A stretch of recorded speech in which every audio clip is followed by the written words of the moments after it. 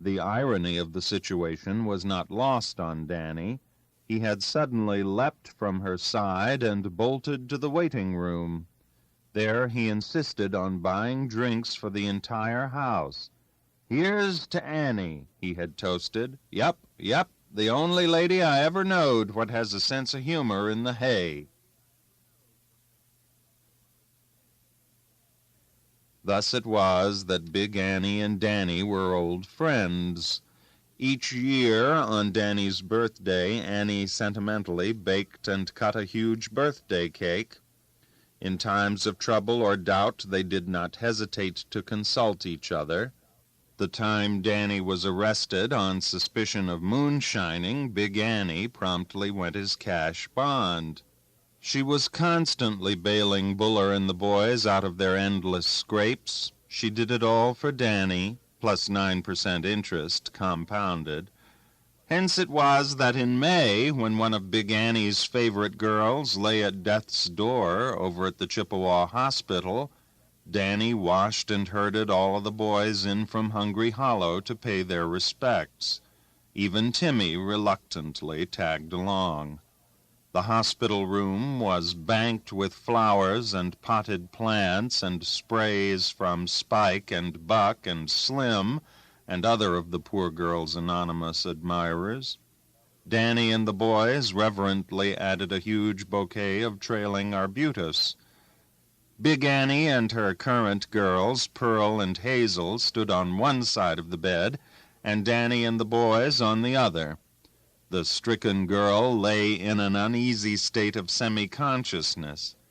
Annie was straining at her knotted handkerchief, rivulets of tears coursing down through the powder on her face. She was the best bedfellow we ever had in the place," Annie sniffled. It was the perfect tribute. Pearl turned to Hazel with tear-drenched eyes. "See? You gotta nearly up and die before they'll ever say a good word for you." The tribute worked. The lady recovered. On Danny's 75th birthday, Big Annie sent out printed invitations for the gala celebration. It was the finest party she had ever thrown. Only the select were invited, and the doors were barred to the mere lovelorn. Little Mattie Hunganen and Charlie Jokinen and all the others were there. Even Timmy timidly consented to attend and wound up serving champagne in the kitchen. "Happy birthday to you," reached even the ears of the muttering embalmer laboring below. Buller sat at the kitchen table, dandling two of the girls, one on each knee, looking like a beatific and overstuffed ventriloquist. Anointed Swan, the silent lover, stood jealously brooding by the humming refrigerator. Taconite already rested on the linoleum floor underneath the kitchen sink. "Where's Danny?" Big Annie suddenly demanded. "We want Danny." Clad in a new beaded black dress with accessories of expensive pearls and sheepskin slippers to ease her bunions, Annie shuffled into the living room to investigate. Girlishly tilting her head, she peeked through the doorway. There sat old Danny with her newest girl on his lap, Lucinda, a little blonde, fresh from a resort in Ashland. Danny was blithely working on a bottle of old cordwood. These fancy ladies' wines were not for him. "I see you're celebrating your birthday already," Big Annie laughed, shaking her blazing carrot tresses at Danny. Danny looked up.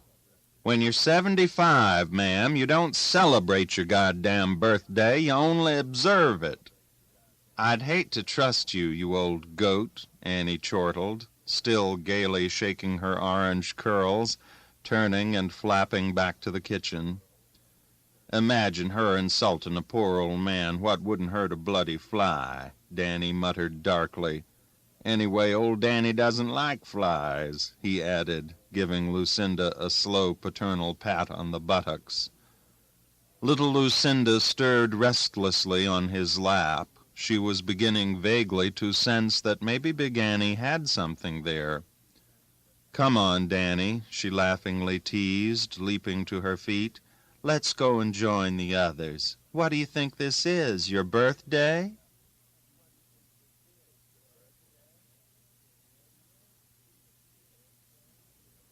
Number 8.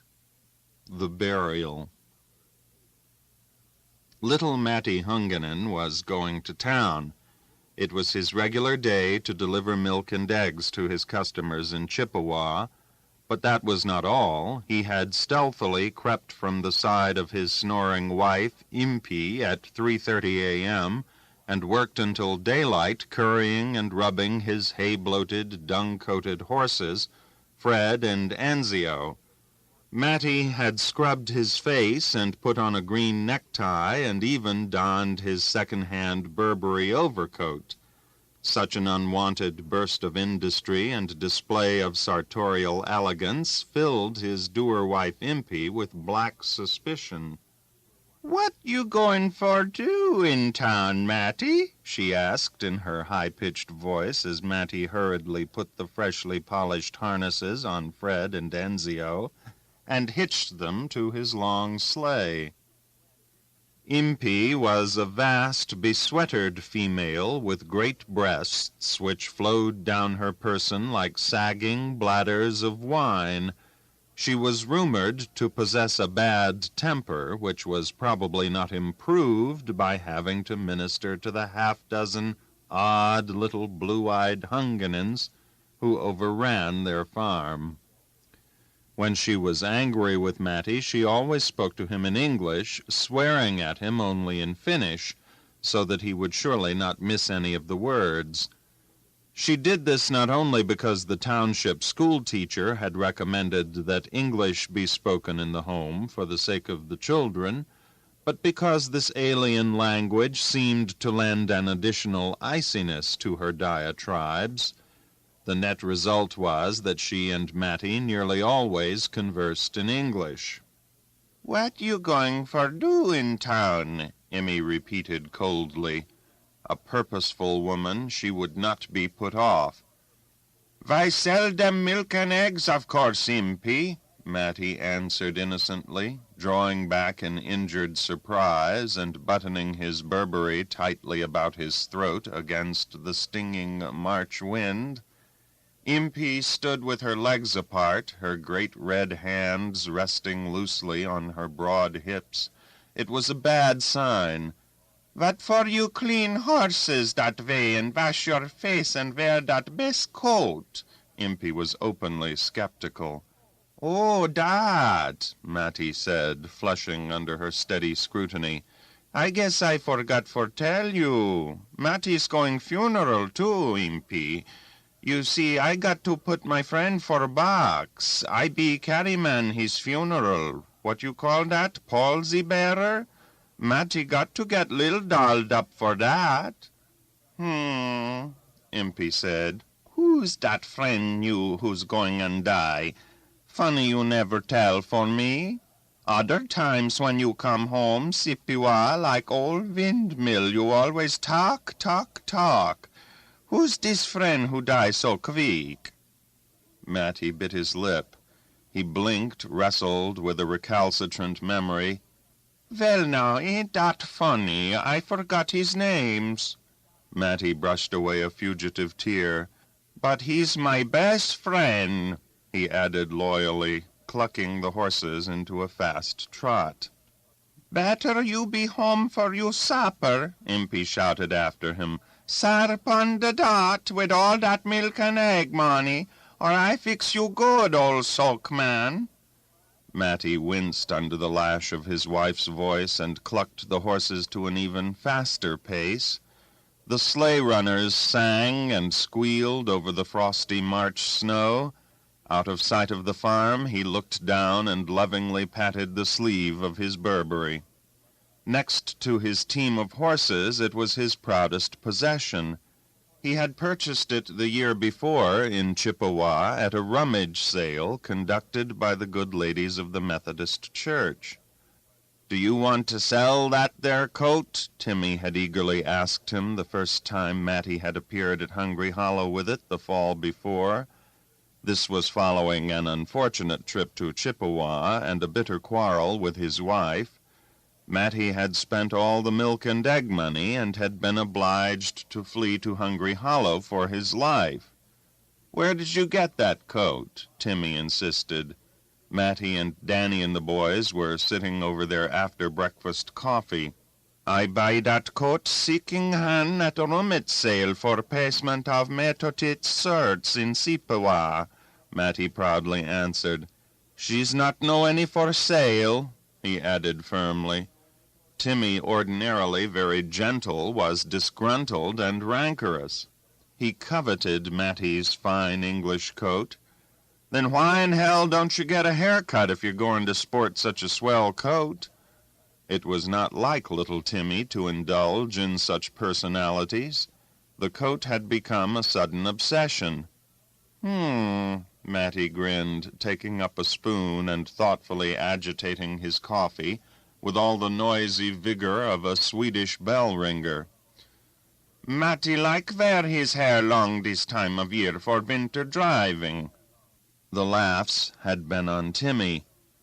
"And where did you get those Morse code teeth?" Stung Timmy pressed on.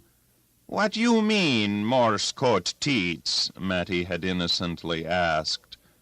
"Tooth dash tooth," Timmy said, waiting for the laugh on Matty. "Oh," Matty shot back. "I like those kind teats. You see, he's new kind air-cooled teats for summer driving." "And why don't you get washed and cleaned up?" Timmy doggedly pressed on, amidst the leg-slapping guffaws.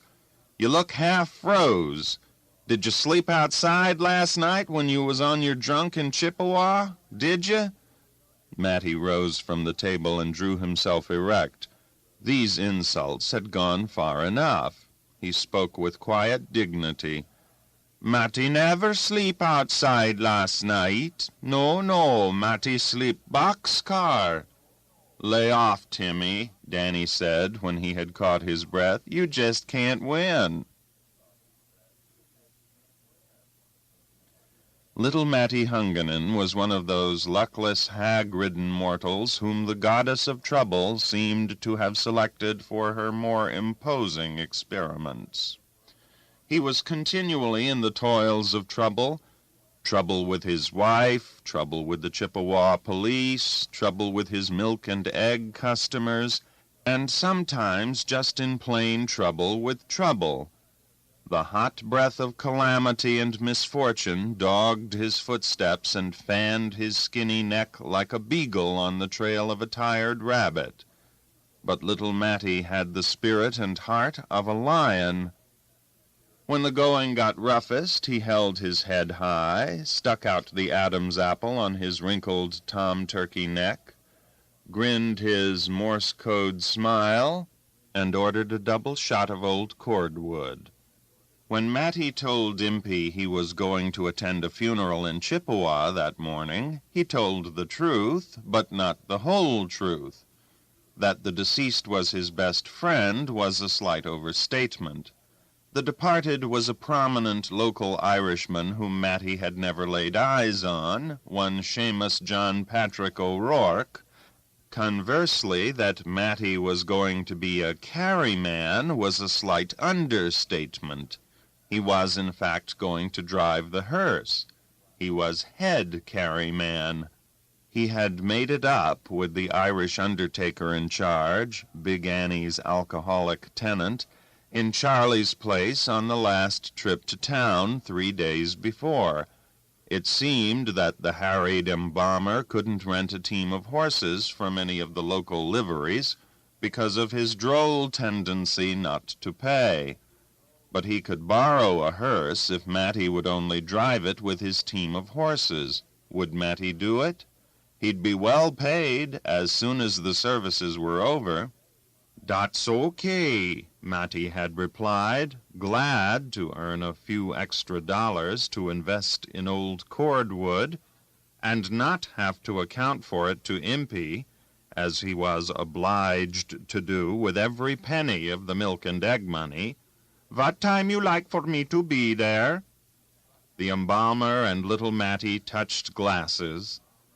"When you come to town, pick up the hearse and the corpse at my place under Big Annie's, then drive over to St. Xavier's Church, prompt at 9 o'clock, the embalmer directed.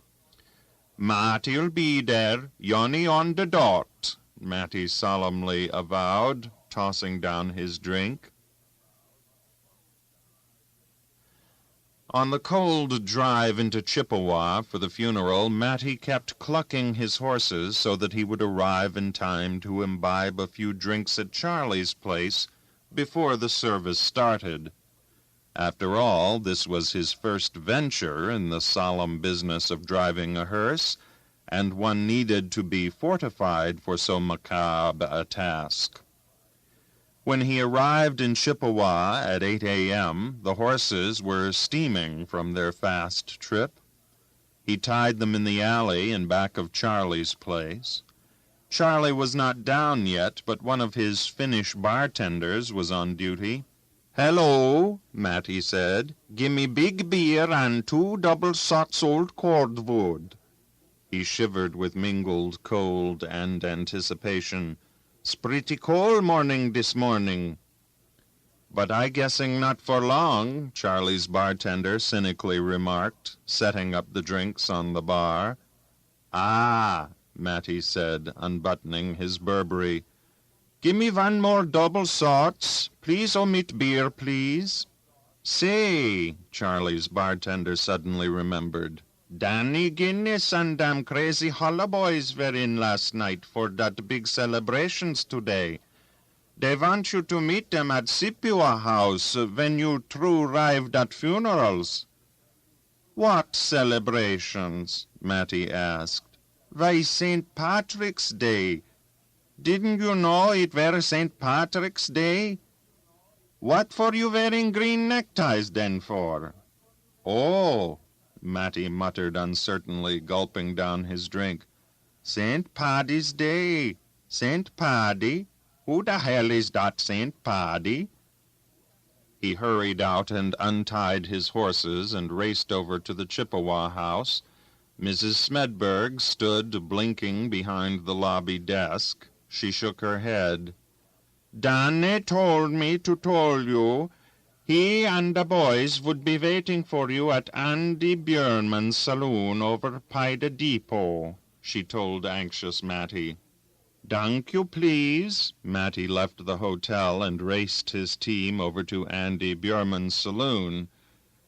He dearly loved to be with his good friends from Hungry Hollow, but where could he tie his horses? "Oh, there's good place," he exclaimed, spying the L.S.&C. local passenger train, which was drawn up at the depot, the rear platform of the last coach, extending halfway across the First Street crossing. Little Matty hastily tied his perspiring horses, Fred and Enzio, to the rear platform of the passenger train. He'd just leave them there a second while he ran in to explain to the boys that he had to hurry over for the funeral. Yes, he certainly wouldn't want to offend his good pals. "There," he finished tying the horses and hurried happily into the side door of Andy Björnman's saloon. He peered through the sooty, grimy window of the door. Ah, there they were. He could hear old Danny singing as he opened the door. "Hello, Matty." "Well, it's our little old Matty hisself. Do you want to sell that overcoat?" "Begorra in heavenly days if it ain't Matty O'Hunganin with the green necktie. Have a drink, Matty. Have you been to Iceland with a load of snakes, man?" Yes, these were his loyal, jolly friends from Hungry Hollow, Danny, Buller, and all the boys who had taken him in and given him refuge and solace so many times when obtuse Impey, his old woman, failed to understand his varying moods. But there was one thing Matty could not fathom, something which sorely perplexed him. Why were Danny and the boys all wearing green? Green neckties, or shamrocks, or sprigs of trailing ground pine? And who was this mysterious St. Paddy? He drew Danny aside and confidentially asked him about it. "What?" Danny roared in the full flush of his 2-day siege with old cordwood. "You mean you ain't never heard tell of St. Patrick?" Matty hung his head in shame. Danny relented. "Why, Matty," Danny patiently explained, "St. Patrick is the patron saint of Ireland. Every year on March 17th, Finns and everybody's an Irishman for the day, wearing o' the green and celebrating the grand and glorious occasion." "What for?" Matty asked sheepishly. "What fur?" Danny repeated, pondering. "What fur? Oh, why, sure, Mike, because he chased all the goddamn snakes out of Ireland." Danny was incredulous. "You don't mean, Matty, that in the old country you ain't got no honest-to-God saints? You dasn't tell me that. Ain't they got no patron saint in Finland, ain't they, Matty?" The honor of Finland was at stake. Matty opened the throat of his Burberry. He wanted air to make a statement, and better to expose his accidentally appropriate green necktie. He threw back his head, his Adam's apple bobbing excitedly. "Oh, yes," he modestly admitted, nodding his head. "Finnish people, they got the big sot saint, too." "What's he called?" Danny inquired, if there were any more patron saints lurking in the offing to be celebrated. Danny certainly didn't want to miss any of them. "What's his name?" "His name is called dat Saint Heikki," Matty replied proudly. "But he never say snake." Matty shook his head. "No, never say snake." Matty was firm on that point. "What in hell did he chase?" Danny demanded. He says bear. One day dat Saint Heikki, he see bear. He says bear, he kill bear, he eat hair, he eat ears, he eat tail. He eat nass, he eat everythings. No salts and peppers. That's to be Saint Heikki. He is da bucko."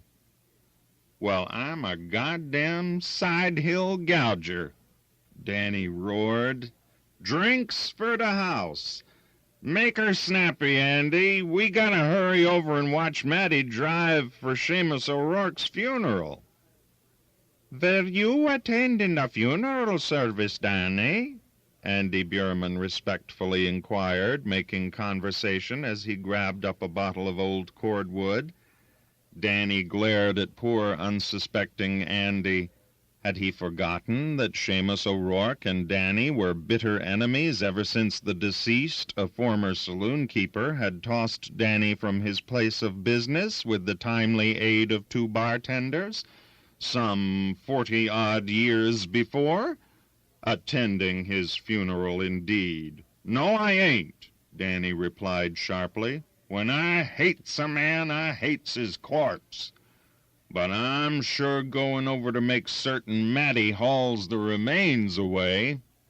It was a fine distinction. Just then a whistle tooted, a bell rang, and the LS&C local coughed and slowly chugged away from the Chippewa depot. Danny glanced at Matty. "My God, Matty, what's the matter? Your face has gone most as green as your bloody necktie." Matty's Adam's apple was bobbing like a trip hammer. He staggered to the side door and tragically pointed out the window and down the tracks.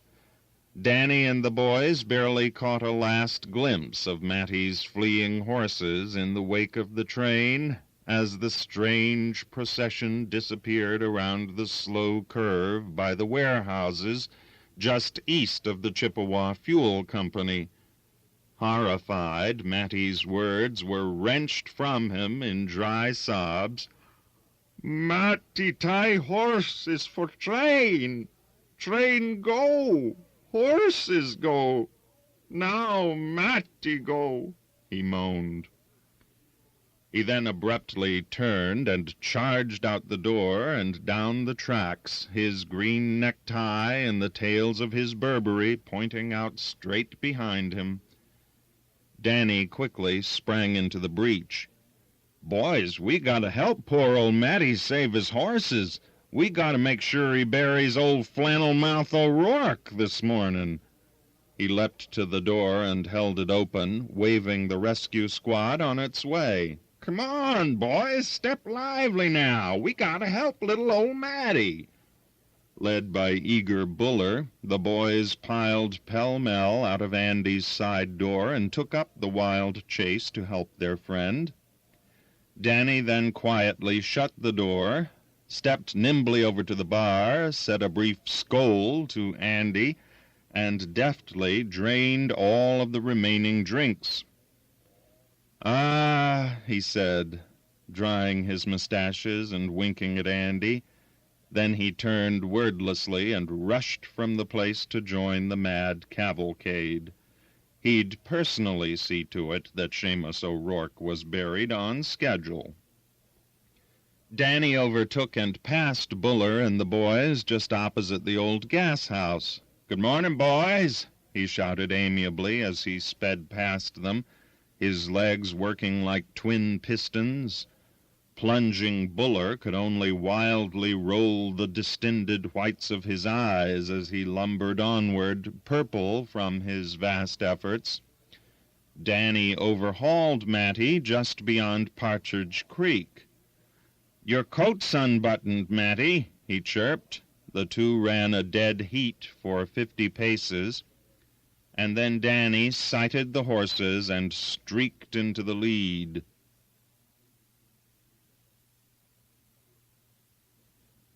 Since they were tied to it when the L.S.&C. passenger train slowly drew away from the Chippewa depot, Matty's horses reluctantly deemed it expedient to tag along.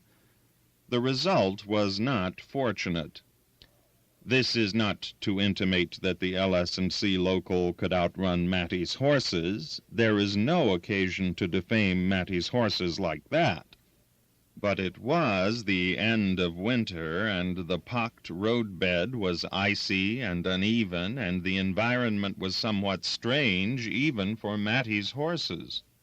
Just west of the Goose Lake Bend, nearly half a mile outside Chippewa, Matty's Fred horse stumbled over a spur switch and suddenly found himself sitting up in Matty's long sleigh, harness and all, leaving his teammate Enzio to carry on alone as best he could.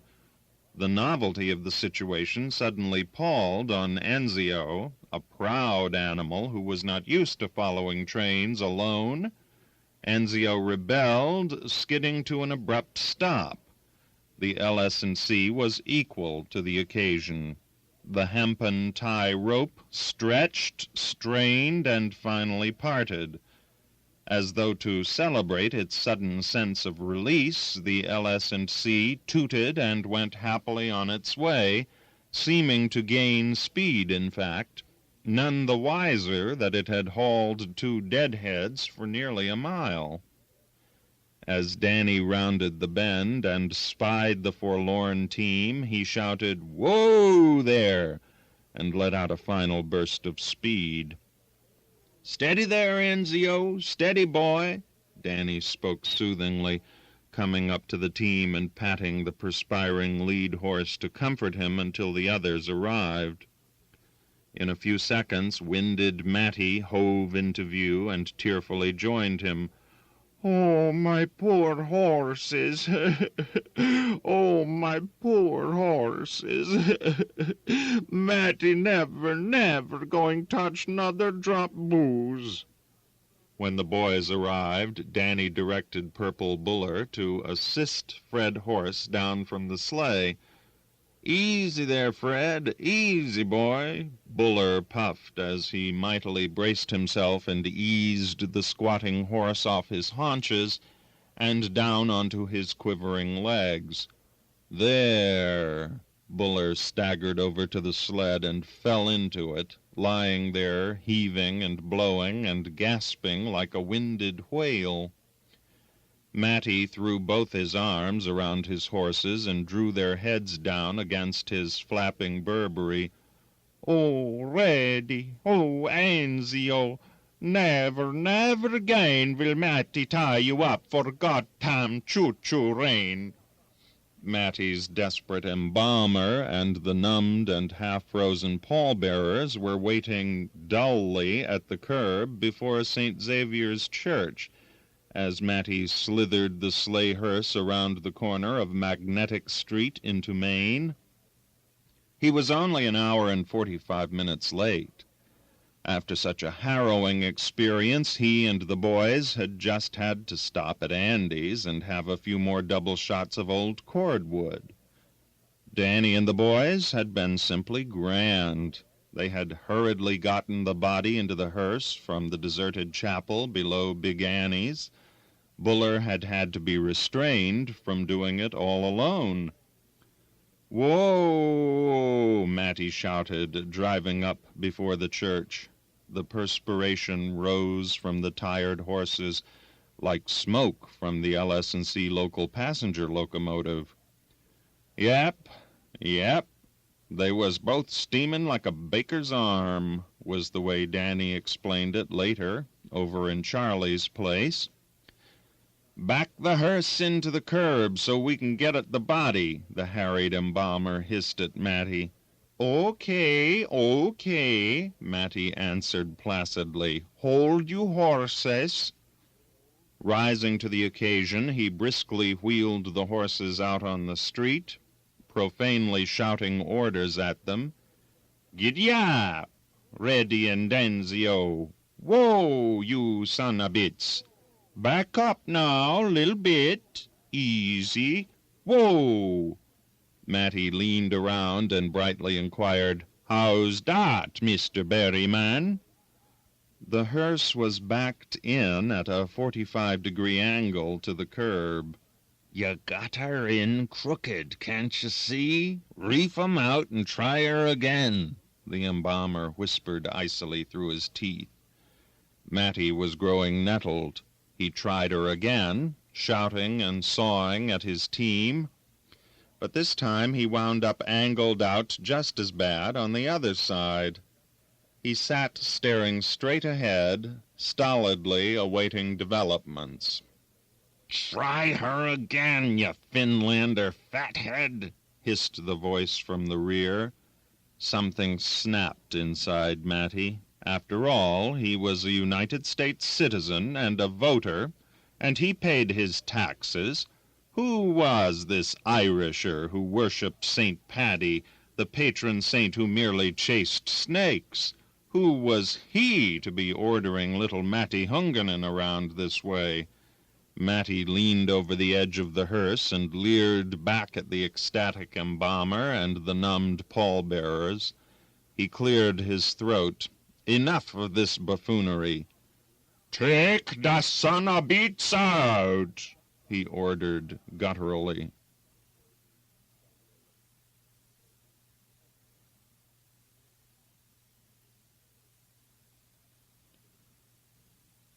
Number 9. D. McGinnis, Guide. During the long winter nights of Danny's conversion, the boys had pondered various ways to make enough money out at the Hollow so that they might avoid going into Chippewa quite so often. It had gradually become impressed upon their collective consciousness that trouble was all that seemed to follow in the wake of their visits to the bright lights. It did not seem to matter how many of the boys went to town. If but one of them made the trek, it was usually just a question of time before the others had to follow him in to bail him out. or perhaps to discover that he was already nestling down in the county jail at Iron Bay, and when they all went in, that generally meant a riotous 2 or 3 days, with the boys finally straggling back to camp with advanced cases of the trembles. And worst of all, Danny's buckskin poke usually emerged from these pilgrimages as flat as the belly of a cub bear in the spring. The solution, the great vision, came one windy March evening. Danny was engaged in bottling home brew, and Buller was darning some yawning woolen socks. Swan and Taconite had retired early, while Timmy was seated at the oilcloth table, poring over a dog-eared copy of the American Sportsman. Timmy looked over at busy Danny, who was starting to siphon a new crock of beer, his cheeks sunken like those of a victim of pellagra. "I see by an ad here, Dan," Timmy said, "where some fellas down in Wisconsin get $8 a day for boardin' and guidin' bass fishermen." He shook his head over the wonder of it all. "Just imagine," he snorted, "payin' that dough to fish them bloody scrubs, and here we got a river outside our door just jumpin' and crawlin' with beautiful rainbow." Timmy wet his finger and prepared to turn the page. Danny still had the siphon hose in his mouth, his cheeks bulging and pouched with new beer. He shook his head at Timmy. "No, no," waving his free hand like a frantic brakeman. "Pah!" he said, pulling the hose from his mouth and swallowing the bitter new beer. Buller held his darning needle poised in mid-air. "Look!" Danny exclaimed. "Let me see that there ad." The old man's eyes were dancing with excitement. His voice grew hoarse.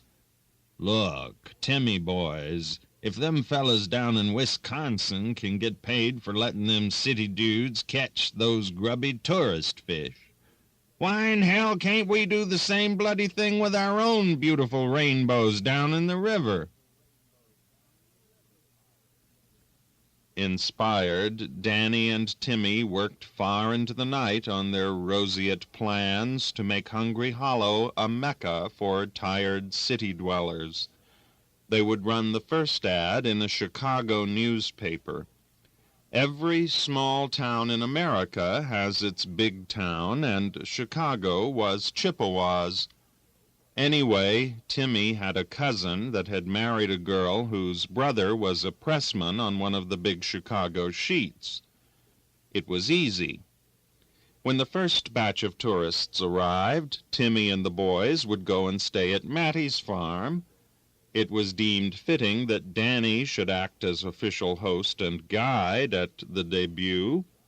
Then, with the money they made on their first venture, they could build a nice new cabin to house future tourists, perhaps on the Birch Ridge behind the camp. After that, they could all pitch in and entertain. "How much'll we charge 'em?" Timmy asked, knitting his brows and biting his pencil over the ad he was composing. Danny pursed his lips and blinked his eyes. He said, "Well, of course they're going to have to pay a whole lot more fare getting way up here. Let's see. Maybe we ought to charge 'em half price, say $4 a head for food and lodging." $4 it is," Timmy said, filling in this item and proudly presenting the finished ad to Danny with a secretarial flourish. Danny adjusted his 10-cent store glasses and cleared his throat and read the ad aloud to Timmy by the lamplight. "Notice, I got rainbow trout up here at Hungry Hollow as big as sleigh dogs.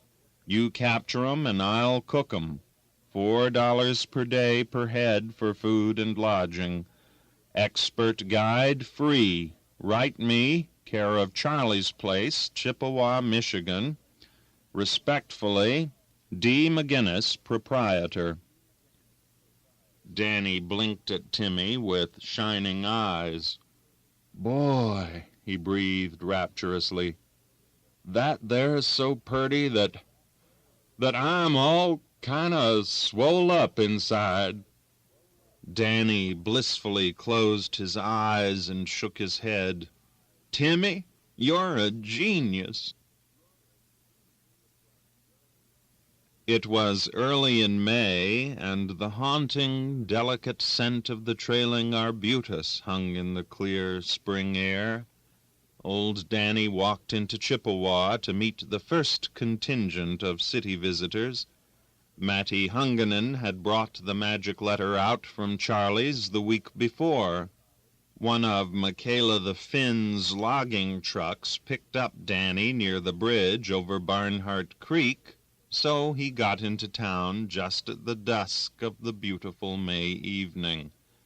This gave him several additional hours to celebrate undisturbed before the party of Chicago fishermen he was to guide would arrive on the LS&C to spend the weekend.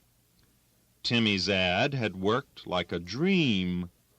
Following the instructions in the letter from Dr. George, one of the city anglers, old Dan did not go to Charlie's Place or any of his usual haunts. Instead, he went to await their arrival in the rarefied atmosphere of the new Cliff Dwellers Inn. This red-brick colonial hotel, conceived by an architect from Boston, transplanted elms and all, looked rather incongruous in the afterglow, pitched on a glacial side hill of the mining town of Chippewa. It was the favorite haunt of the mining officials and their wives. Dan's letter didn't say that he had to wait in the hotel bar, but it neglected to state that he shouldn't either. And Danny always had a fine instinct for the best place to wait. Entering the bar, he was momentarily bemused by the colorful Welsh and Old English hunting and drinking scenes which adorned the walls.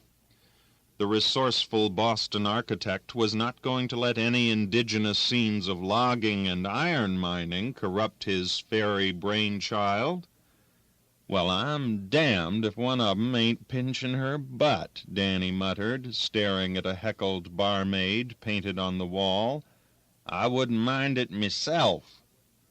He discovered the glittering new un-Welshian neon and chromium bar, where he eased his pack-sack under an unemployed pinball machine.